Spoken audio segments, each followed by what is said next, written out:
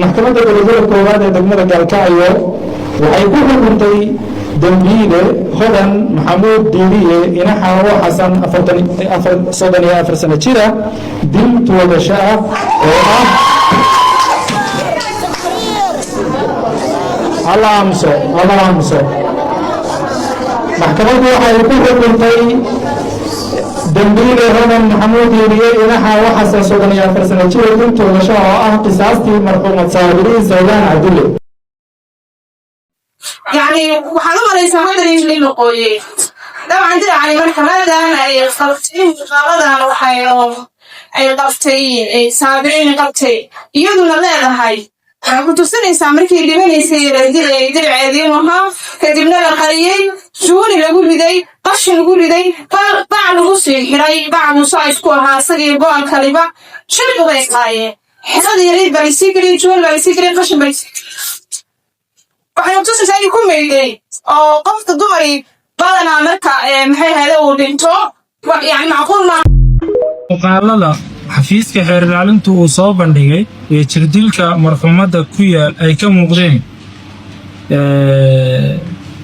yaa ka duubay aniga ma duubaystan waxaas shaqo ku miri duubista waa information soo fadhiga laakiin waa duubay mana ka warqabo xariga yaa ku xiray marxuumada محمد أسولي جاي حرق لما قال إن عشان قصة دمشق الصواب اللي قلت عماها أسولي جاي حرق يحرم يدو بسم الله لما قال gurigaaga waxaa ku xirnayd CCTV camera yaa ku xiray ujeedadiisu maxay ahayd ugu xidhay hadda kor labada kun iyo 19 dhamaadkeedii waxaan bilowday mataana ah wiil gabar صدقني لو سكرت صدقني يعني لابد بدأ شغالان قبضي هذا لابد بدأ شغالان قبضي بدي شغالها لابد بدأ ولا على هاي من المها قبضي من الكريم أنا أنتو أدري كم قاي هاي ما منا كيركرين شرو هاي شرو بس ما يمكن دم بقبل يفتح المطعم هاي وهندي ويس عبشة بيوم ويس ما منا شرط الدحى ويس ديشنك ويس أنا صوّل وأعمصن daaqadii aan marayay waxa isir fiiri gabadheeda waxa la ooyso macaanaysa siin niye ka seexatay mise gabadhii shaqalaha ahayd in yarka ahayo 40 afar jir luqti ah kala dhacaysa yarkaan uu guday gabadha oo waxay badneed cabasho badneed inta mashida badneed walaasheed dadkala oo yaray waxa ay kala arag gabadha waxay sameeyso mana isku kara gabadhaan iga saanfa kurintaan wuxuu qiisanin walaasha ka bixin dunida fiirina waxay sameeyay gabadh fiirisay hooyadeed oo wacday waxay bas anigu waa xanuunsaday meesha ku xanuunsaday gabar walaashay inkaas ayada xanuunsan Mareykanka ka timay la joogtay gabadhii walaashay baa ii timi aniga meesha iga gaxaysay saasa igu kaliftay inaan ilmahayga siisi kaan dhulkumo oo socdo xaaladooda hadda gabadhan ishaag Sabriin waxaan arkay dad badan oo dhahayo hooyadu 13 caruur bay haysataa 13 kaas caruur ee haysato baa hooyo la'aan ku dhacsan ma awle hooyo haysteen monster baa guriga joogtay ma awle hooyo haysteen sheedaamad baa guriga dhex fadhisay ma hooyo haysteen 13 caruur baa u baahan in la badbaadiyo 13 caruur kuma yani uma hadlaysaa qabiil baa idinka hadalsiinaya dadkiina naagta difaacayo family ahaan baad u difaacaysan wax kale uma difaacaysan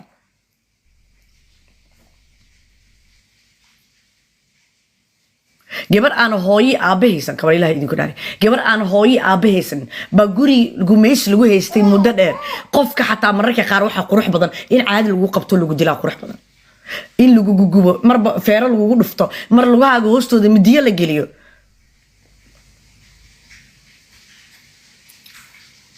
dowlad maashay markay Soomaaliya haysa dowlad maashay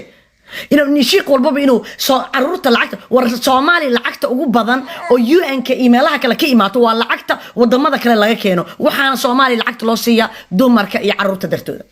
waxay lacagta ku soo gashaa dumarka iyo caruurta dartooda suudad iyo soo xirta idinkoo madaxweynaha wada dhigay suudad iyo soo xirta arinta Sabriin ku dhacday waa arin laga hadlo qodobka saddexaad wuxuu qodobka iyo aabihiin silka ay idin boosa wax aad qodobka ogtiin male hadaad qodob wax ka taqaanaan ma aragtay cunugta dilka loo geystay baad isla maalintii dhihi leedahay naagta tiirka hala saaro isla maalintii baad dhihi leedahay balaayay suudadka wada xirto lacagta masaakiinta cun afar laata wada caloosha weyn madaxweyne walba konton jeer inuu dago ha noo soo laabta anaga تو wax aad taqa siyaad bar ilaahay soo celiyo ilaahay oo siyaad bar soo nolosiyo qofka kaliya oo wadanka nooleeyay asigu ahaay naga taga nacala idinku taalay weligii wallahi politika ma hadlin but you guys are disgusting wallahi disgusting atihin dad anaga english aqoona walba meelaha noola saaray cuudu billahi min ash-shaytaani rajiim mid walba meesha soo fadhiisa aniga hadda gabadha si fiican ha u hadlina ha iska ka dhigin academic okay haddii arrinta si fiican u falanqeeno halka dhinaca uu dastuurka ka sheegay dastuurkii awowgaaba was if you know something about dastuurka labadii caruur oo la kufsaday dadkoodii baa ishay u toogan lahaydeen Soomaaliya waa wadanka kaliya oo kufsiga ka dhaca waa wadanka kaliya oo caruurta lagu dhibaateeyo I don't give a fuck naag la soo furan wax igama gelin naag midila kaliya wax igama gelin laakiin caruurta under 18 ka dhibaatada ugu weyn ee helaan Soomaaliya ka dhacda wadanka hadda West Africa wax ka dhacay South Africa waad arkaysaa wax ka dhacay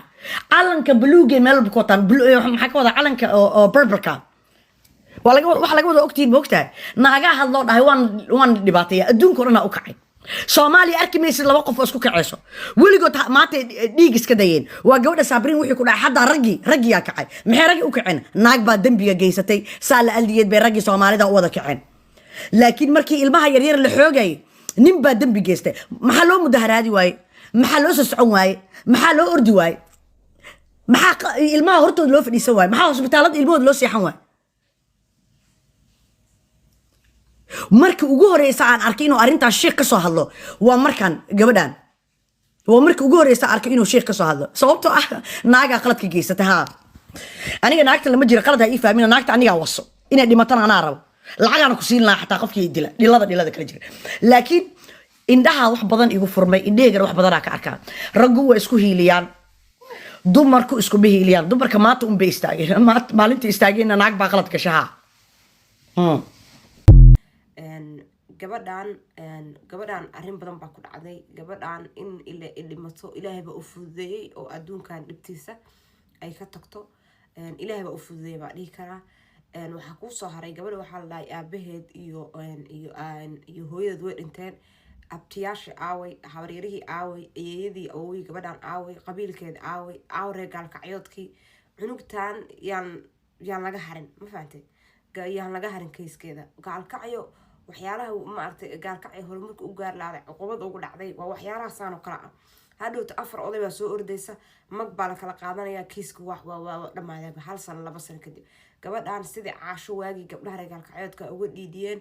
caasho loogu helay cadaalad gabadhana same yaan la seexan ma fahantay aan gabdhaha reer gaalkacyoodka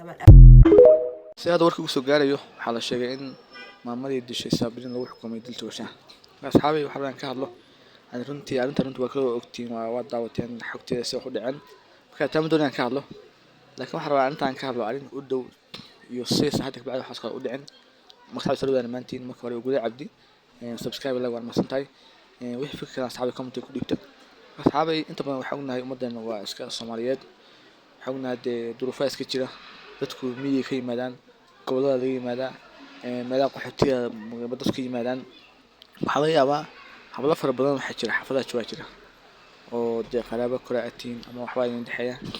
ama inta baadiye ka timin ama meel kale ka timin ama tuulay ka timin marka xafadada joogtaan marka waxaan la hadlo laba qof aan la hadlo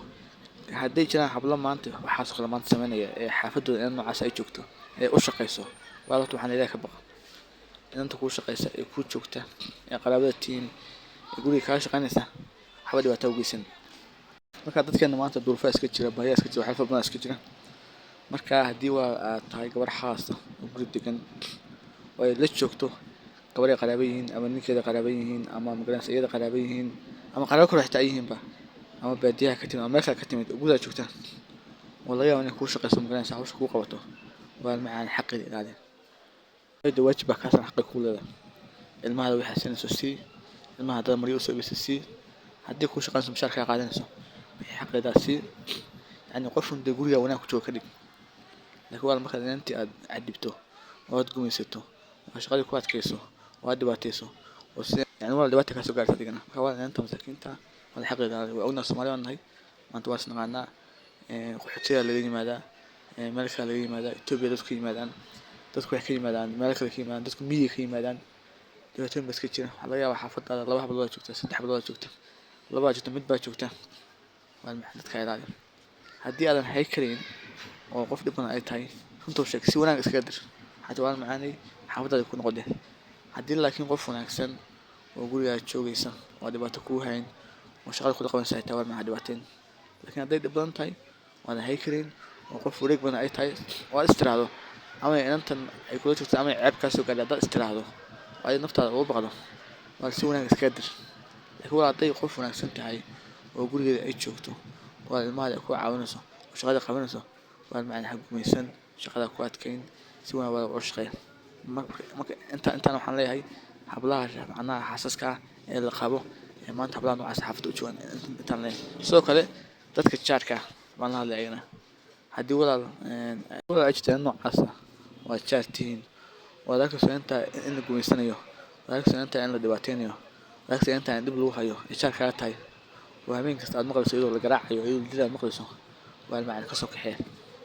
والمعنى لا كبغو كسوك حيل حتى كسوك حيل إن أنت ملك الجيه إن أنت اللحظة حتى حافظنا كبح سدي كتجده تعرف إن أنت مساكين تا إن تجارتين دبعتلو هايو حمك صار الجراح يو لكم يسنيه والمعنى حكو أجن حكو داون والمعنى كسوك حيل